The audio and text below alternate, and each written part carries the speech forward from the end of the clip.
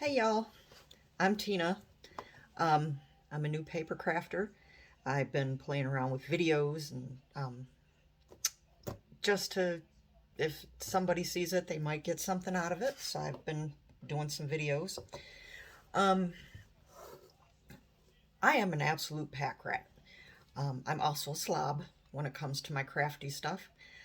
I usually have too much of everything, um, and then I get overwhelmed and I have stuff everywhere. Nothing ever gets done, and stuff gets lost and stuff walks off, and I have no idea where it went. Um, ever since I started, ever since I bought my Sizzix machine back in December, early January, I've been accumulating a lot of dies. They're cheap on Amazon, so I just buy what I want. Hobby Lobby had a sale, clearance, so I bought them out of just about everything. But I find that I've got all these dies, and when I use them, they all don't quite get put away like they're supposed to. So I've got little dies floating around all over the place, and I've got just everything floating around everywhere. And no matter how hard I try, they don't seem to get put back in their little envelopes. Some of the Sizzix ones I put them back in these little handy, cute little envelopes because they store easy. So I do put those back, but if you buy dies off Amazon, if you've bought the craft boxes from Sizzix, you typically get dies that come on sheets like this. There's no envelopes, there's no packaging to them. So now I've got these hanging around. They've got sticky tape, so there's dog hair and Tina hair all over it. And they just turn into a mess. So I was trying to find some way to organize all my dies. Um, I'm also pretty cheap. So I was not about to spend what Sizzix wanted for their magnetic sheets and fancy binders and fancy sheet holders. So I had to come up with something that would work for me that was a lot cheaper. Now, I've only been using this method for about 15 minutes, so I don't know how well it's going to work. It might work really well. I might find in 6 months that this was a garbage idea and I'll just go with the Sizzix stuff. But in the meantime, this is how I'm going to do it. So, what I bought, I went to Walmart and I bought all these little magnets. I bought a roller magnet. It's magnet on a roll. It's got a sticky end and the magnetic end. And I bought these little things. I think these things were like 97 cents. They might have been $1.97. I'm not sure. But each one of these packs has 18 of these sticky back magnetic strips.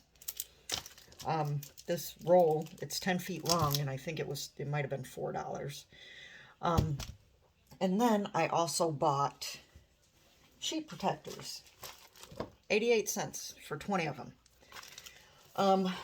I went ahead and pillaged one of my children's many binders over the years. I've bought 100 of these over the years. Most of them get destroyed after they've shoved them in and out of book bags, but they managed to salvage this one, and it was just laying around, so it's mine now. What I ended up doing with this, obviously it's not going to stand up right. And the first sheet is backwards. But what I ended up doing was taking a little magnet and taping it, because it's sticky back, so I ended up taping it to the inside of the sheet protector. And the magnet sticks right to it. So now I can actually see what I have. They're all in one spot. These are all, well, this is a Sizzix die down here, the Dragonfly, but all the butterflies and the leaves and stuff is something that I got off of Amazon, and they came on a sheet like this. So, I had no way to store them, so I had to find a way to store them. A couple of these were Sizzix dies, and so what I just ended up doing is I ended up cutting out the paper, and I just taped it to the back of the sheet protector, so I know what some of them are. I'm assuming if you use a die enough, you know what they are. Or if you're like me, you just like to test stuff anyway. But these little pieces of magnet that I put on the back, you can see how I have them taped on there. I just stuck them on there and I stuck my die on there. They're pretty strong. You know, they hold pretty good. So you might not be able to crunch them up and anything, but if they're in a book, they're going to stay where they need to stay. And I'll tell you, this was a heck of a lot cheaper than buying those Sizzix magnetic sheets. Now, those magnetic sheets obviously are probably better. You know, if you're OCD and fussy and everything, this may not be an option for you. But I am not OCD and fussy. So this is hopefully going to work out well for me. So I can just thumb through and see what I got. The sheets don't seem to stick together, so I can, the dies don't fall off when I separate paper or separate the sheets. So I'm thinking this might be a good alternative. I'll show you quickly how I did this. It's real simple. I've got room right here for this edge die. I know there's another word, but I'm completely lost it. An edge die, I don't know what it is. But all I'm going to do is I'm going to take 2 little pieces of magnet, I'm going to stick it in there, and then put the die on there. So I'm going to take my roll here, cut 2 little pieces, about a 1/2 inch long. I'm going to remove the paper. Very easy. I think we all can do that. Now that I have a sticky end and a side that is not sticky, and I've already lost my die. Where did I put? Oh, there it is. See, this is why I get frustrated, because I can never find anything. So I'm just going to stick the magnet part on there. Remove the paper on this one.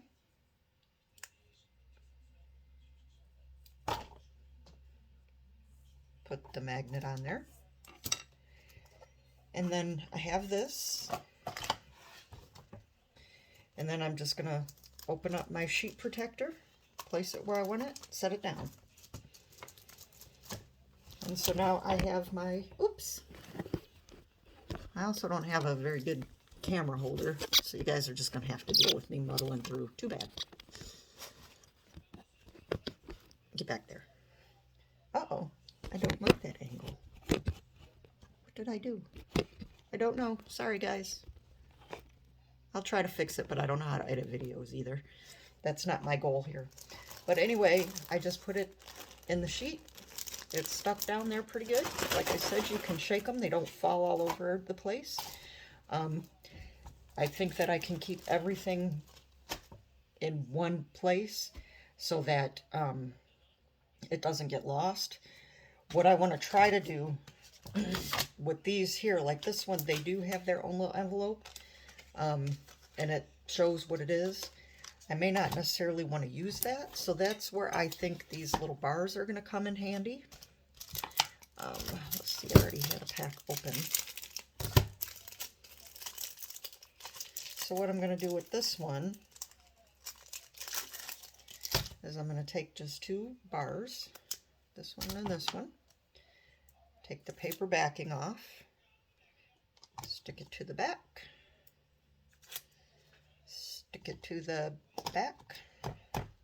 Oh no, I put the tape side down. That's not smart. I do stuff like this all the time. It's nothing new. So I've got my 2 magnets stuck to the back of the, they're just stuck to the die, so then I'll get me a little sheet protector right here, and I want to put these in the right way.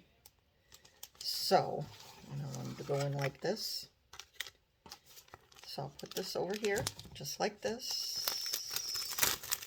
This does get a little staticky, so you might have to maneuver it a little bit because you don't want the magnets sticking before you actually put them where you want them to go. So I'm going to put one, I'm going to put that right in there, just like that. Now the tape will stick to it. I lost my magnet. I felt it fall off.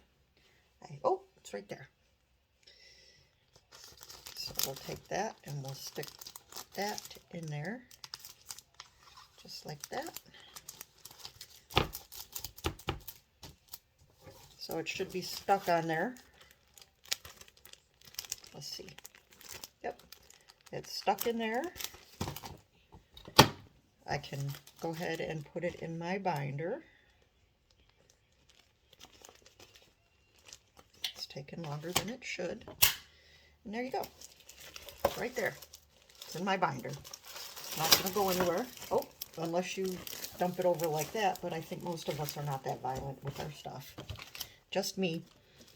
So that is my helpful tip. If you're cheap like I am and need a way to store your stuff without spending an arm and a leg, this whole setup is probably going to cost me about $10, and I should be able to store just about everything I have in here because Lord knows I bought enough magnets to last for a lifetime. Thank you for watching. Have a nice day.